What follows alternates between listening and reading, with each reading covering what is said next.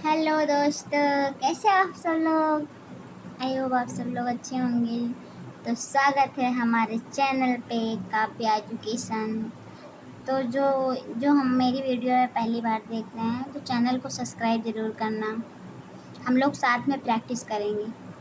जिसका subject political science है LT grade में, जिसमें टीजीटी हो गया, जिसका एसएसटी से है, उनके लिए ये सब बहुत मोस्ट इम्पॉर्टेंट है।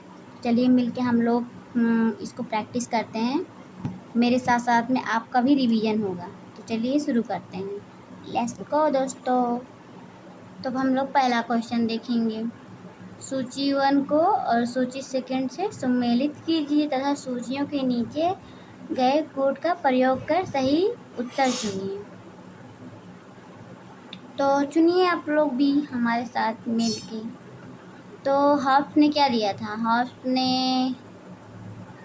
हॉब्स ने क्या दिया था पहले बताइए, कमेंट में बताना हॉब्स के बारे में।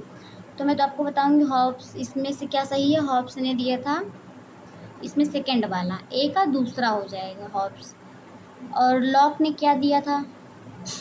लॉक का तीसरा हो जाएगा, ट्रू ट्रेटा इंजेस ऑन सिविल गवर्नमेंट। और रूसो ने क्या दिया था? The social contract. रूसो आप लोग अच्छे से पढ़िए। इसमें से कौन सही हो जाएगा आप देख लीजिए। हॉब्स का लेविएथाना 1651 में, लॉक का हो जाएगा to treat engine on the civil government 1690 में, और रूसो द सोशल कॉन्ट्रैक्ट 1762 में इन्होंने दिया था। तो इसका क्लियर है। अब हम लोग अपने दूसरे क्वेश्चन पे चलते हैं। स्वराज हमारा जन्म सिद्ध अधिकार है और हम इससे लेकर रहेंगे। यह नारा किसने दिया था? यह नारा किसने दिया था? तो स्वराज हमारा मतलब जन्म सिद्ध अधिकार है और इसे हम लेकर रहेंगे। यह नारा बाल गंगाधर तिलक ने वर्ष 1916 ईस्वी में कांग्रेस के लखनऊ अधिवेशन में दिया था। तिलक ने स्वराज को एक राजनीतिक आवश्यकता ही नहीं बताया,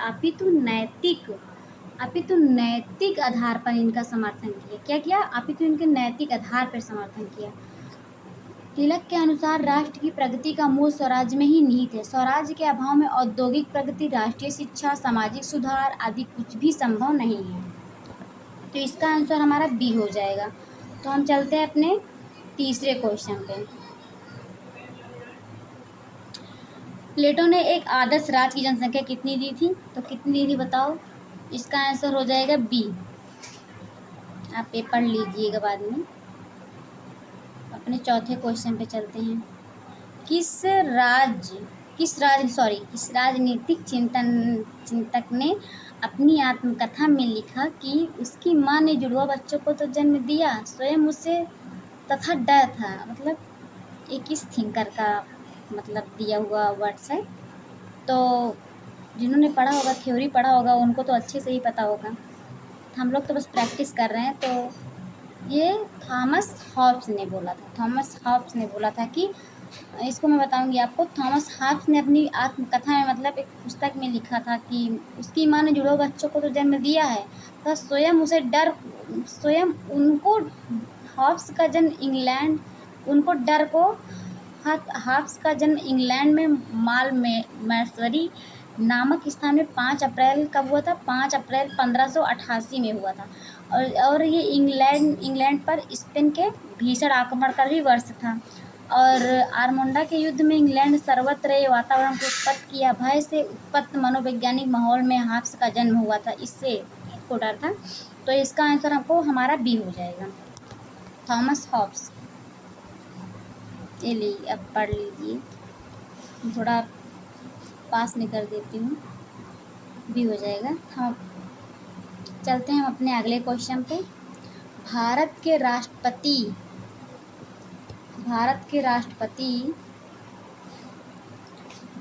राष्ट्रपति सॉरी एक मिनट, चलते शुरू करते हैं फिर से। भारत के राष्ट्रपति की अनुपस्थिति में या यदि उपराष्ट्रपति उपलब्ध नहीं है तो निम्नलिखित में से कौन राष्ट्रपति की तरह कार्य कर सकता है? कौन कर सकता है? ये तो इजी से क्वेश्चन आप सबको आता भी होगा। भारत के मुख्य न्यायाधीश, भारत के राष्ट्रपति अनुपस्थित, मतलब भारत के राष्ट्रपति अनुपस्थित में, मतलब अनुपस्थित रहे तो यदि ऊपर राष्ट्रपति उपलब्ध नहीं है तो भारत का मुख्य न्यायाधीश कार्यवाहक राष्ट्रपति के रूप में कार्य करता है। एम हिदायतुल्लाह भारत के मात्र ऐसे मुख्य न्यायाधीश हैं जिन्होंने 20 जुलाई 1969 से 24 अगस्त 1969 तक कार्यवाहक राष्ट्रपति के रूप में कार्य किया है। ये क्वेश्चन बहुत ज़्यादा इम्पोर्टेंट है दोस्तों, तो इसको अच्छे से देखिए। आई होप आप सबकी प्रैक्टिस अच्छी चल रही होगी। हम लोग आज से ना डेली ऐसे ही कोई मतलब पॉलिटिकल साइंस का प्रैक्टिस करेंगे एक एक वीडियो में डेली, जिससे कि आप सबका रिवीजन भी अच्छे से होगा। ओके दोस्तों, अगर मतलब मैं जैसे बता रही हूँ पढ़ाने का मतलब अच्छा लगा हो तो प्लीज़ लाइक करना और सब्सक्राइब ज़रूर करना। तो चलिए हम अपने तीसरे चौथे छठवें क्वेश्चन पर। भारतीय संविधान के अनुच्छेद 108 के तहत लोकसभा और राज्यसभा की संयुक्त बैठक कौन आहूत करता है, कौन करता है? तो भारतीय संविधान के अनुच्छेद 108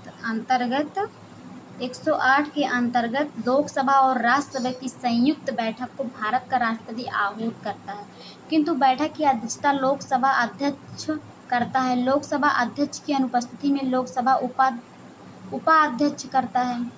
समझ में आया? यदि किसी, इसका हम नीचे देखेंगे, यदि किसी साधारण विधेयक के संबंध में सांसद के दोनों सदनों में कोई मतभेद उत्पन्न हो जाता है तो गत्या अवरोध दूर करने के लिए राष्ट्रपति अनुच्छेद 108 के तहत दोनों सदनों का संयुक्त बैठक आहूत करता है। इस बैठक में साधारण बहुमत द्वारा विधेयक पारित किया जाता है। तो मैं आपको बताऊंगी जो एक्सप्लेनेशन होता है ना, ये जो नीचे दिया हुआ होता है, इसको आप अच्छे से पढ़िए, बार बार इसको रिवीजन करिए, बहुत काम आएगा दोस्तों। हम अपने सातवें क्वेश्चन पे चलते हैं। सातवें क्वेश्चन क्या दिया गया है? भारतीय संविधान का निम्नलिखित में से सॉरी मुझे खांसी आ गई बीच में। भारतीय संविधान का निम्नलिखित में से कौन सा अनुच्छेद भारत के राष्ट्रपति को अध्यादेश जारी करने की शक्ति प्रदान करता है, मतलब देता है? तो क्या हो जाएगा? सी, 123 अनुच्छेद में। तो हम इसका एक्सप्लेनेशन देखेंगे। जब संसद सत्र में ना हो और भारत के राष्ट्रपति को या समाधान विश्वास हो जाए कि देश के समक्ष ऐसा गंभीर विषय हो गया है, मतलब कोई गंभीर अवस्था हो जाए, कोई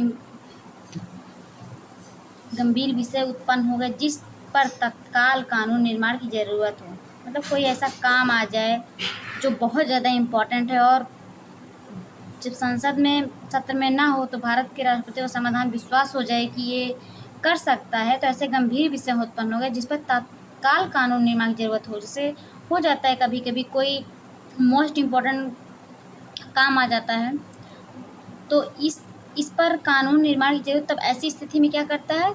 तो राष्ट्रपति जो आदेश जारी करता है उसे अध्यादेश कहा जाता है। मतलब जैसे कोई जैसे मैं फॉर एग्जांपल दे रही हूँ, जैसे कोई इम्पोर्टेंट काम आ गया और आप कहीं जा रहे हो रास्ते में और आपको कोई आपको वो भी बहुत काम इम्पोर्टेंट हो जो आप करने जा रहे हो, बट आपको बीच में कोई किसी का कॉल आ जाए कि हाँ ये काम करना है, तो आप उसको एक होता है ना कि बहुत ज़्यादा ज़रूरत है इस काम को करने की, तो बस वही एग्जाम्पल फॉर ऐसे ही समझ लीजिए। तो भारत का राष्ट्रपति यहाँ तक अध्यादेश कहा जाता है, उसे मतलब अध्यादेश कहा जाता है हिंदी में। तो भारत का राष्ट्रपति संविधान के अनुच्छेद 123 के अंतर्गत अध्यादेश जारी करता है, किंतु राष्ट्रपति किसी भी विषय पर कितनी बार अध्यादेश जारी कर सकता है, इस विषय पर संविधान का मौन, मतलब अभी इसमें दिया नहीं गया है, संविधान अभी तक मौन है। हम अगले क्वेश्चन पे चलते हैं। यहाँ एक्सप्लेनेशन दिया हुआ है। राष्ट्रपति द्वारा राष्ट्रपति द्वारा जारी अध्यादेश का वही बल और प्रमाण होता है जो संसद के अधिनियम का होता है। अध्यादेश की प्रभावशीलता 6 माह होती है, मतलब 6 महीने होती है, किंतु यदि 6 महीने के अंदर संसद का सत्र प्रारंभ हो जाए तो संसद के सत्र के प्रारंभ की तिथि में अध्यादेश की प्रभावशीलता 6 मतलब 6 सप्ताह और 42 दिन है।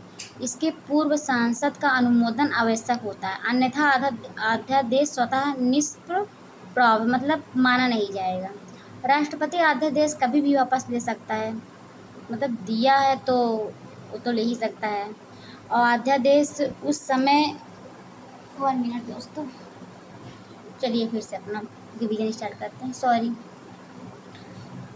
तो कहाँ थे हम? अध्यादेश उस समय भी जारी किया जा सकता है जब सांसद एक सदन सत्र में हो और दूसरा सदन स्थगित चल रहा हो। तो ये आप अच्छे से दोबारा वीडियो देख लीजिएगा, इम्पॉर्टेंट क्वेश्चन है। चलो 8वें क्वेश्चन पे आते हैं। हम लोग आज 10 क्वेश्चन, डेली 10 क्वेश्चन करेंगे। ओके, हम लोग डेली 10 क्वेश्चन ऐसे रिवीजन करेंगे तो हमारा मतलब जो रिवीजन है बहुत अच्छा होगा, प्रैक्टिस अच्छी हो जाएगी। अगर दोस्तों मैं अभी मतलब न्यू वीडियो पढ़ा रही हूँ तो न्यू आप लोग का सपोर्ट चाहिए, प्लीज़ सपोर्ट करना। तो चलिए हम 8वें क्वेश्चन पे चलते हैं। निम्नलिखित में से किस समिति की सिफारिश पर मौलिक कर्तव्यों को भारतीय संविधान में जोड़ा गया था? तो इसका आंसर क्या हो जाएगा? सी, स्वर्ण सिंह समिति। हम इसका एक्सप्लेनेशन देख लेते हैं, मतलब इसका एग्जाम्पल देख लेते हैं। हम लोग नीचे दिया गया था, इसको आप लोग ज़रूर पढ़िएगा, पढ़ा करिए। डेली 10 क्वेश्चन मेरे साथ आप लोग रोज़ रिवीजन करेंगे। ओके,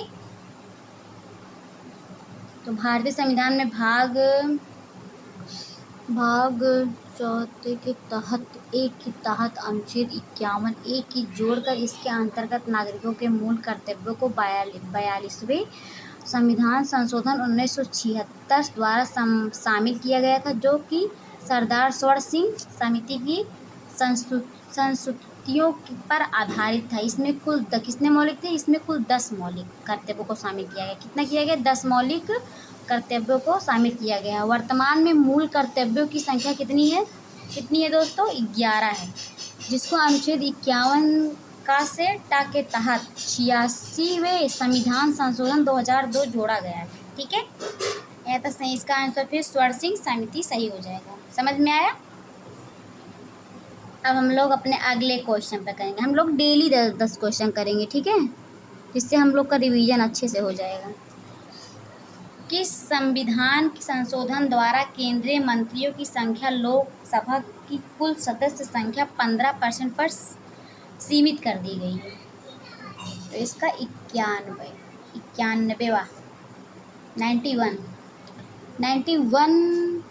91 संविधान संशोधन 2003 द्वारा अनुच्छेद 75 में उपखंड 1 का जोड़कर यह प्रावधान किया गया है कि मंत्रिपरिषद में प्रधानमंत्री सहित सदस्यों की कुल संख्या लोकसभा के कुल सदस्य संख्या 15% से अधिक नहीं होगी। कितना? 15% से अधिक नहीं होगी। इस प्रकार वर्तमान में केंद्रीय मंत्रिपरिषद में अधिकतम कितने मंत्री हो सकते हैं? तो 82 मंत्री हो सकते हैं। ठीक है, इसका पहला सही हो जाएगा। अब लोग हम अपने 10वें क्वेश्चन पे चलते हैं। 10वें क्वेश्चन पे, ठीक है, तो भारतीय संविधान के कुल अनुच्छेद में निर्वाचन के लिए प्रावधान कितने दिए गए हैं? अनुच्छेद 324, सी वाला आंसर सही हो जाएगा।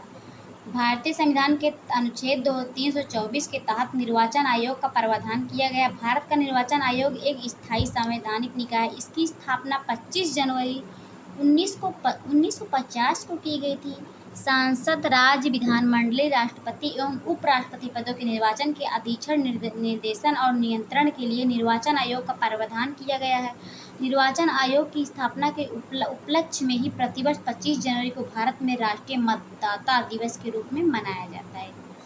मतदाता दिवस के रूप में मनाया जाता है 26 जनवरी भारत में राष्ट्रीय और 2011 में इसकी शुरुआत कब हुई थी? 2011 में इसकी शुरुआत हुई थी। तो हम लोग बस इतना ही, डेली 10 क्वेश्चन रिवीजन करेंगे। फिर हम लोग कल डेली 10, फिर कल मतलब कल नेक्स्ट डे हम लोग 10 क्वेश्चन रिवीजन करेंगे पॉलिटिकल साइंस का, ठीक है। अगर ये मतलब मेरा रिवीजन कराने का तरीका अच्छा लगा हो तो प्लीज़ सब्सक्राइब करना और लाइक करना, शेयर करना। ओके दोस्तों, तो चलिए, गुड नाइट, बाय बाय।